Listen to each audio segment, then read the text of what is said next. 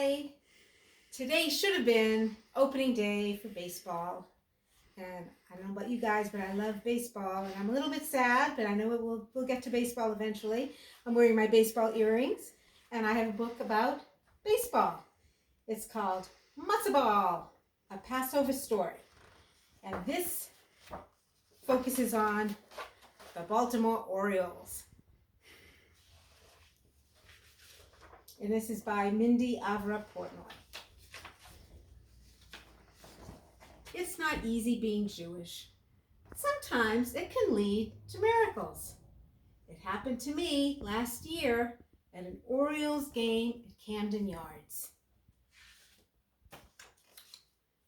Larry's dad had tickets to an early season game, and Larry had invited Dan, Kate, and me to go along. We're on a neighborhood softball team together, and he knew we'd really enjoy watching the O's clobber the Rangers.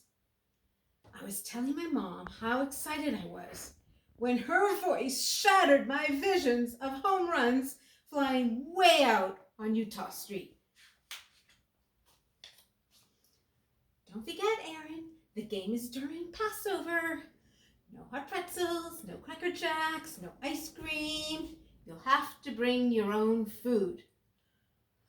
Mom, I groaned. How can you enjoy a baseball game without junk food? The kids aren't Jewish, and they'll be able to eat anything they like. It's not fair. Sorry, Aaron, she answered. Those are the rules. I was really mad. It's not easy being Jewish, and sometimes it feels downright weird. Every year, I have to explain why there's a sukkah in my backyard and why I'm always missing great TV shows on Shabbat. My friends think I'm lucky because I get extra days off from school. And they say I have it made because Hanukkah lasts for 8 days. But I'm not so sure. Sometimes I wish I could be like everyone else. Mom wasn't finished lecturing, of course. She told me how lucky I was to be able to celebrate Passover and reminded me that there were many times and places when Jews had to eat matzah in secret. She also pointed out that the Jewish slaves in Egypt had suffered a lot more than I would suffer by not eating Cracker Jacks for one whole ball game. But I was still unconvinced. After all, they didn't even have baseball when the rabbis wrote down all the rules about Passover food. I'm sure they'd have made an exception. The day of the game was perfect. Sunny and cool. Mom packed me a Passover lunch. Matzah, tuna fish in a container, chocolate chip macaroons, and those disgusting sugary fruit slices. Ugh. When I arrived at Larry's house, he wanted to know what was in my bag. It's my lunch, I grumbled. It's Passover, so I can't eat the usual stuff at the ballpark. Oh, too bad, he said. And suddenly his face brightened. Do you have any of those great tasting Passover cookies? You mean macaroons? Of course, I answered. What else do you think my mom would have packed? Ooh, I love macaroons, Larry drooled. Okay, Larry, I'll let you have some at the ballpark, I assured him as I followed him out to the car. We drove to Camden Yards. Larry's father even had a special parking permit so we could get into one of the lots near the stadium. We joined the flood of people going in. Lines were already forming at the food concessions, and wonderful smells filled the air.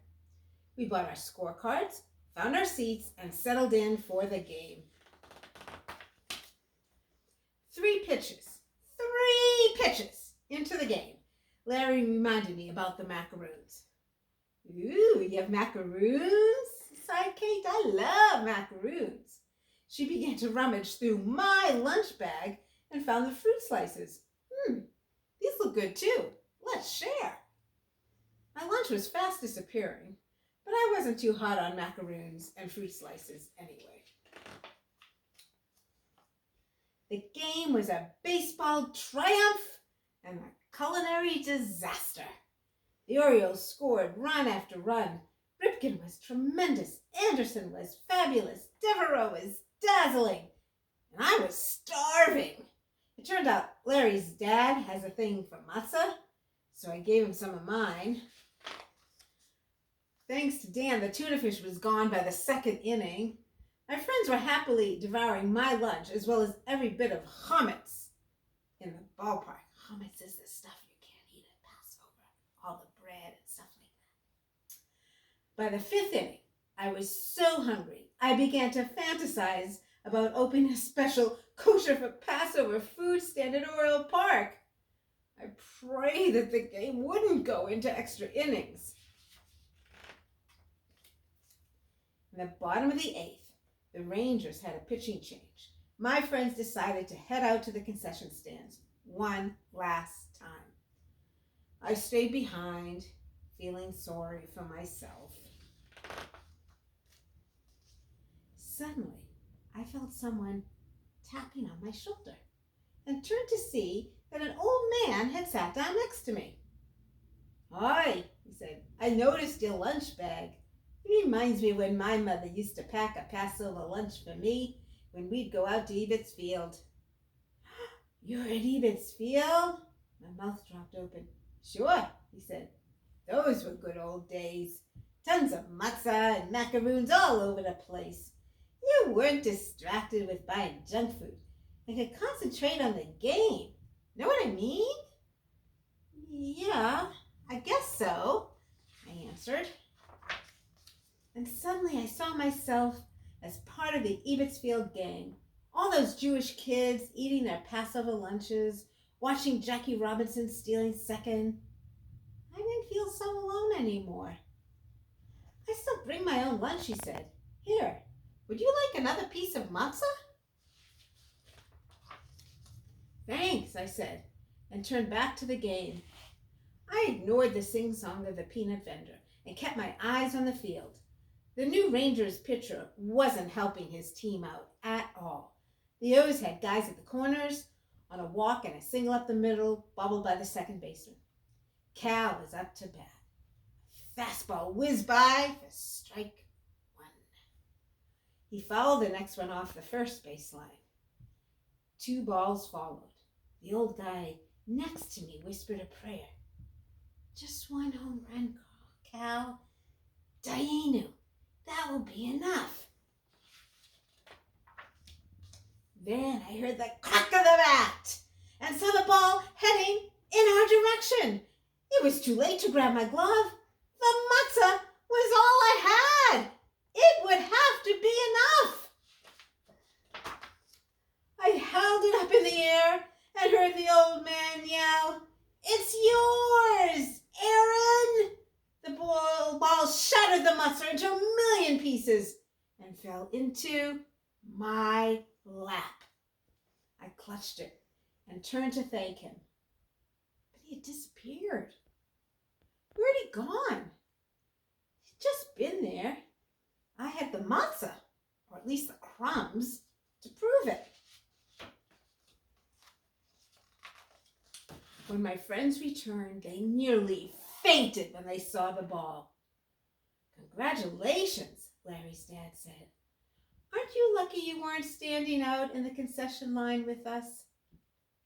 Now, if someone tells me there's no such thing as a miracle, I just smile and show them my Matzah Ball.